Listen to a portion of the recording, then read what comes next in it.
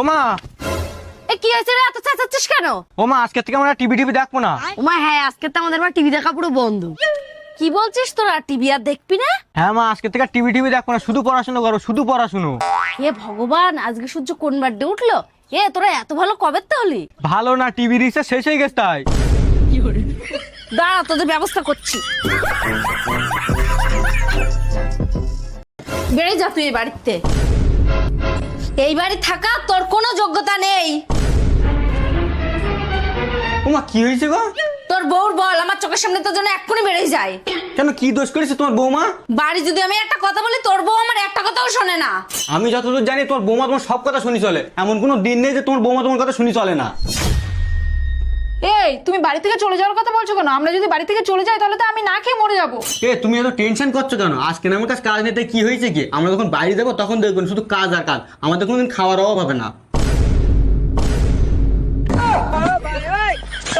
তা তুমি এতদিন বাইরে যেতে পারলে না, বাড়ি বসে বসে খাচ্ছিলে কেন? তোমার জন্যই তোমার কাছে এত কথা শুনতে হচ্ছে। তোমার তো আমি অনেকদিন আগের থেকেই বলেছি ওর বাড়িতে তাড়াই দাও।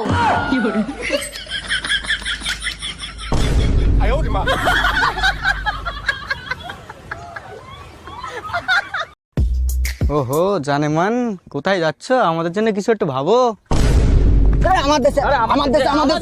আমার বিরাট ভালোবাসো, অতি সহ্যতা হাক আমার দেশো।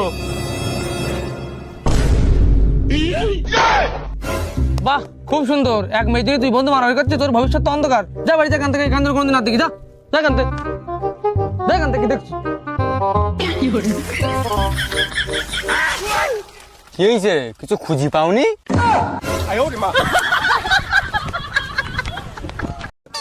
অনামিকা, তোর দাদার মন খারাপ করে বসে আছে কেন রে? কি হয়েছে ওর? ও মা, ওইটি যে মেয়েটার সাথে প্রেম করতো না, মেয়েটা ছেড়ে চলে গেছে। কেন রে, ওই মেয়ে তোর ছেড়ে চলে গেছে কেন? আমাদের ওই ভাঙা ছোট বাড়ি দেখি। তুই যখন ওই মেয়ের সাথে প্রেম করলি তখন ওই মেয়ে দেখিনি তোর ভাঙাচোরা বাড়িটা? বাদ দাও অনামিকা, ওর কোনো দোষ নেই, দোষ তো সব আমার। আমার যে বয়সে ভবিষ্যৎ নিয়ে ভাবা উচিত ছিল, সেই বয়সে ওই মেয়ের পিছনে ঘুরে বেড়াতাম আমি। শোনো মা, ওই মেয়ের আমি অঙ্কর ভেঙেই ছাড়বো, এবার কিছু তৈরি হয়ে তারপরে মুখ দেখাবো আমি।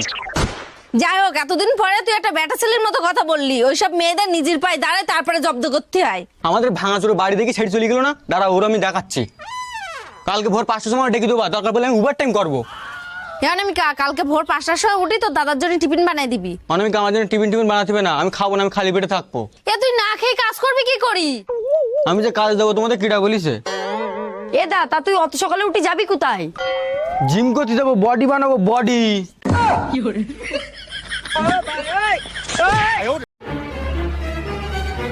এই দোকানদার কোথায় গেছে রে? রয়েছে হয়তো বাড়ির দিক।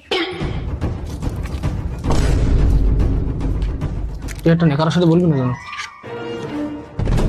কাকিমা একটা মেগি দাও দিন। ও কাকিমা, তুমি দোকান কার পাশে খুলেছি? এদিকে দিকে চলে যাও, যদি কেউ কিছু চুরি করে নিয়ে যায়। কেন? ওই যে আমার মেয়ে দাঁড়ায় রয়েছে বাইরে, ওই মেয়ের ভরসায় দোকান থুই যায়।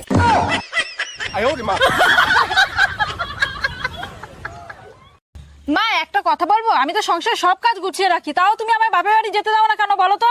তোমার সাথে না আমার ঝামেলা হয়, না আমার তোমার সাথে ঝামেলা হয়, তাও তুমি এই বাড়িতে আমার আটকে রেখেছো কেন মা? তুমি গন্ডগোল ঝামেলা করো না মানে? তাহলে তুমি এখন আমার সাথে কি করছো? কোথাও যাওয়া হবে না, তুমি যাও ঘরে, যাও ঘরে গিয়ে বসো গে। ওমা, তোমার বৌমা হালি করে বেশি কথা বলি ফেলছে না মুখে মুখে? তুই নিজের চোখে দেখ একটু, তোর বউকে মুখে মুখে উত্তর দেয়। দাঁড়াও, তোমার বৌমার আজকে ব্যবস্থা করছে আমি। না তোমার বেডিং পত্র, বেরিয়ে যাও আমার বাড়িতে, আর কোনদিন যেন তোমার আমাদের বাড়ি না দেখি। যেই দিন তোমার জ্ঞান বুদ্ধি দেবে সেই দিন তুমি আমাদের বাড়ি আসবে। বেরো আগে বেরো, ঠিক আছে তোমার? এবার ভালো হয়েছে, এবার আমি একটু শান্তি পেয়েছি। অনামিকা, দেখছিস তো তোর দাদা কিরাম ভালো, তোর বৌদির উপর জব্দ করতে পেরেছি আমি। কোথায় তুমি বৌদি জব্দ করতে পারলে? বৌদি তো তোমার বোকা বানাইতে বাপের বাড়ি চলে গেছে। আমার বোকা বানাইছে মানে? বৌদি বাপের বাড়ি যাবে বলে দাদার অনেকদিন তো বলছিল। ও পাঠাইতেছে দাদা এবার বুদ্ধি করে বৌদির বাপের বাড়ি।